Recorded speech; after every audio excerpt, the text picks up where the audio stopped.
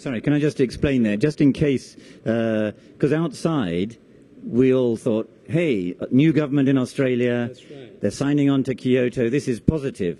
But in the conference itself, in the negotiations, they haven't been as positive as we thought. In fact, they have been as negative as they historically were, and that's why we're so welcoming the idea of change, the fact that Australia was ratifying the Kyoto Protocol and engaging with the rest of the industrialized world to bring justice in terms of adaptation, but also to stop their emissions. Having said that, I think there is one country that did not change its pattern, which is the U.S., that has been historically a stumble block here and remains one. And then the question I think that we have to pose in this case is, don't the U.S. government realize that they owe justice to their own people? You know, we had a Katrina situation in the U.S. where we saw poor people in the U.S. suffering, notwithstanding poor people around the planet. So I think it's about time that the U.S. understands its role. And I think that one of the important things that Donna should be aware when she asked this question is that we need action from people like our viewers here on internet, talking to friends, writing, calling, doing anything they want to their elected officials, so people here feel the heat. Otherwise, they're in this twilight zone, walking in corridors, discussing paragraphs, and easily lose track that they're dealing with the lives of people here. We are actually dealing in this conference with the future of the planet. Because you're right when you said this conference is only about starting a new process to discuss the future, but if you don't have a process with substance, with content, you're not going to get anywhere. And if the content is bad, then we're definitely going to hit a big wall. Okay, now I hold the adaptation there, there's Ilana Solomon of ActionAid, because I want to go back to it because it is very important. But we do have another question from Haiduki Ibishu, who says, it's clear the Bush administration wasn't seriously engaged on climate change. So is the Bali conference going to produce anything effective? So afraid we're into the big questions, but it's based on evidence such as this, where the negotiators are taking, as you say, language, words in and out that will affect us all down the line. So do you want to have a go at, are you prepared to say, is the Bali conference going to produce anything effective? I mean, I think, in a sense, even though we're nearing the actual end of the negotiations effectively, it is still a little bit early to say. Unfortunately, the evidence, it doesn't look good for the U.S. record, and I think the U.S. does have a large amount of influence. After we saw this text, the group of NGOs that produced it were outside of a closed meeting where they're still discussing the Bali roadmap, handing out statements, and we hope that this will have influence on the discussion. So it's not over yet. This point could still be settled. If the U.S.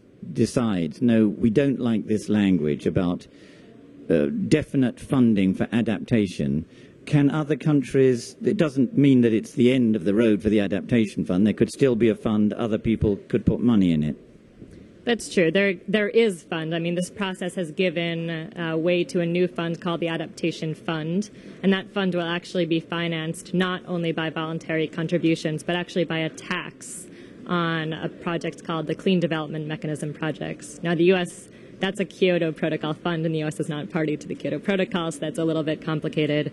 But the U.S. the world has given a signal that they will continue without the United States, and given that the United States is has the biggest responsibility, in our view, to deal with climate change, that's a huge loss. But there's also possibly a change of administration coming up and maybe a new signal, a new direction for the United States. Well, certainly a change of administration, I think. The U.S. is always the easy target because they are so bad that it becomes quite easy to just blame everything that is going wrong on the U.S. But the truth is that there are other countries that hide behind the U.S., and that is what's happening here with Canada, that's what's happening here with Japan, and that's what was happening here with Australia, and hopefully it changed. people will ask why it changed. And it simply changed because their minister arrived. And I think it's important to remember what it means in terms of the difference when bureaucrats are here negotiating and suddenly comes the minister, because the minister is sensitive to public opinion. So public opinion makes all the difference. It's almost like the minister is the link of the real world and what's going on here. And I think that makes it I'm saying this because it makes it very important so people understand that them behind their computers nowadays, clicking their mouse and sending the right emails to the right addresses, they can help the world and they can help what's going on here. And it is due to that kind of pressure that we're seeing developing countries stepping up. So, historically, China has been recently in a couple of years under a lot of pressure to explain how is China going to change their pathway? Because we're looking at China. We're looking at China increasing emissions. We're looking at China further developing their energy matrix. And we're asking, what's going to happen? Well, China is showing willingness to move towards the direction of solution, but it's asking the rich industrialized countries to also step up.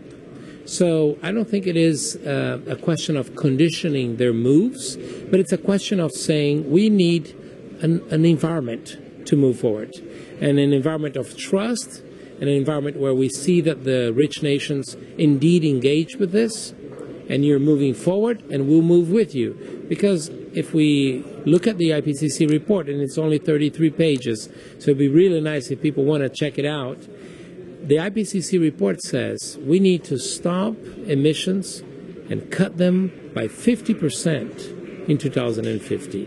And that means all of us are going to have to do something, not only the rich countries, but everybody. And that's why this move towards indicating to developing countries transfers of technology, transfers of financial resources to help with adaptation. That's why this is so important, because you pave the way for a truly global solution. Who benefits from that? Everybody. Because if the rich nations stop doing what they should do, and then the developing countries say, well, because you're not moving, we're not going to move as well, we will lose our planet. So it is our own interest to mobilize these countries to take leadership and responsibility. I always like to remind people, 50 years ago, we were launching the Sputnik. It was just a little piece of metal this big, which we're sending to the space to start doing telecommunications. Look at where we are now. We're doing a live interview via internet to the entire planet. So 50 years can be very little time, but can be enough for us to do a lot of things. What we need really is just to make sure that we have the right commitment, the right tools, and the right resources on the table. And that's what we're fighting here for.